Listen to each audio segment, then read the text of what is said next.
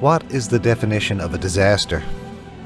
The dictionary defines it as something that happens suddenly and causes much suffering or loss to many people, or a sudden calamitous event bringing great damage and destruction.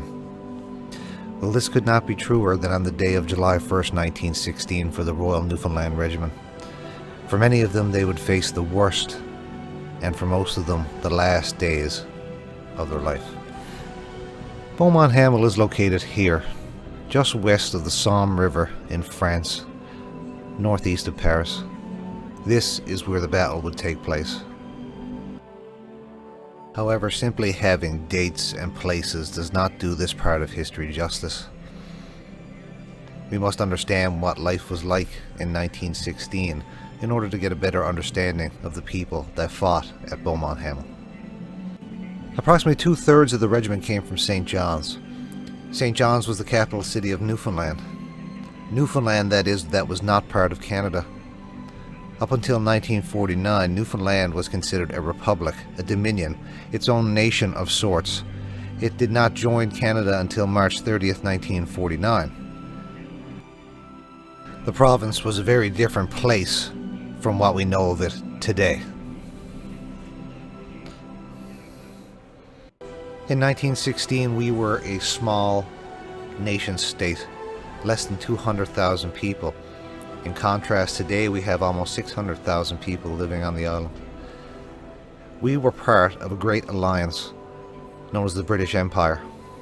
The British Empire had such nations in it as Canada, Australia, India, and of course Newfoundland. So in 1914, when the British Empire went to war, we were also committed to go to war. And it was a burden that many people in Newfoundland and Labrador were happy to take on. Most people did it for what they called king and country at the time. A proclamation was made in the province. In the beginning, the province had only asked for 21 men to volunteer. This was to be a volunteer-only army. But at the end of the first day of recruiting, 976 men had joined. The response was incredible. Newfoundland was getting ready to go to war. Some training began in St. John's. However, shortly after a week's training in St. John's, most of the men made their way to the harbour front and boarded the SS Florizel on their way to England for 6 weeks of a more comprehensive training. The Newfoundland Regiment was starting to take shape.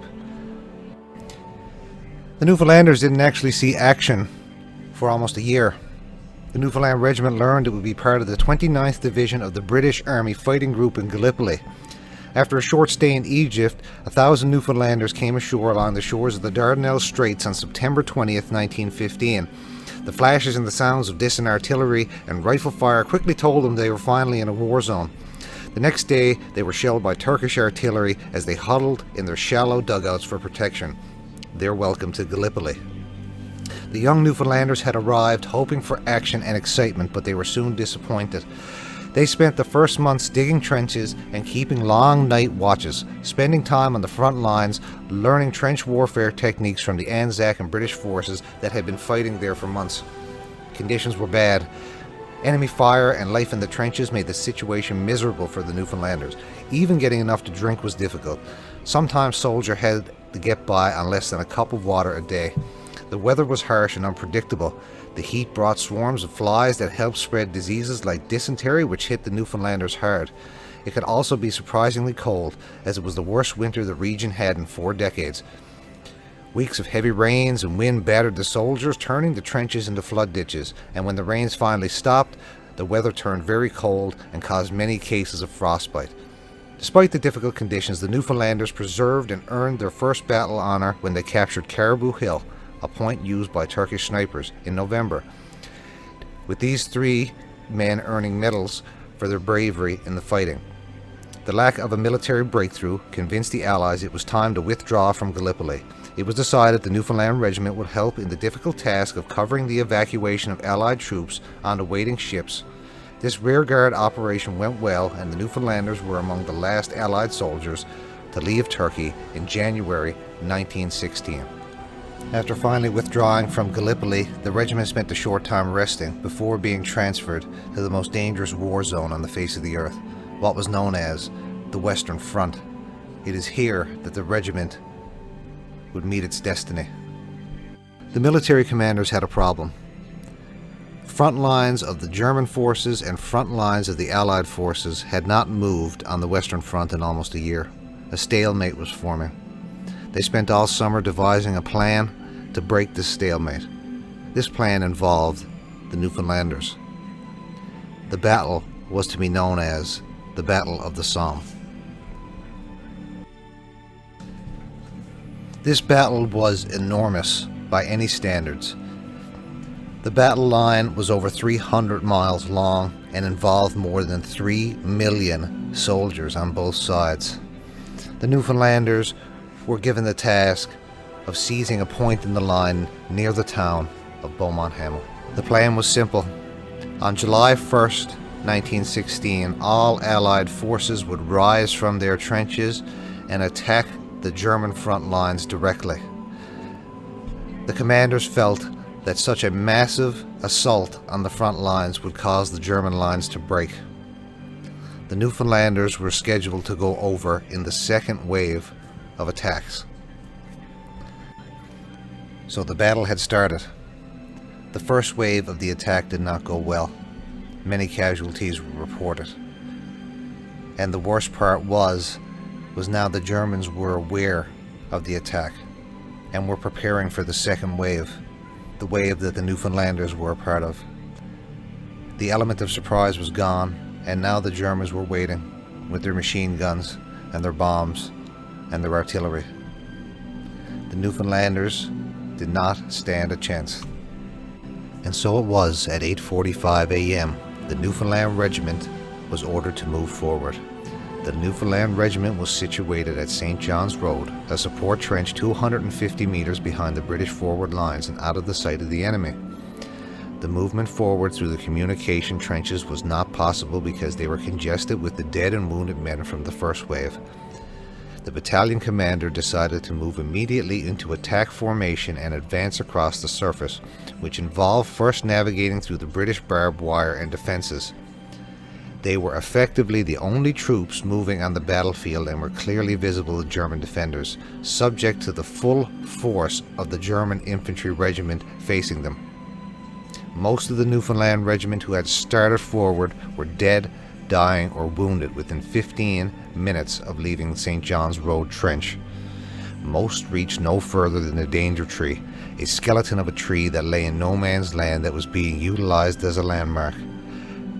So far as can be ascertained, 22 officers and 758 of other ranks were directly involved in the advance.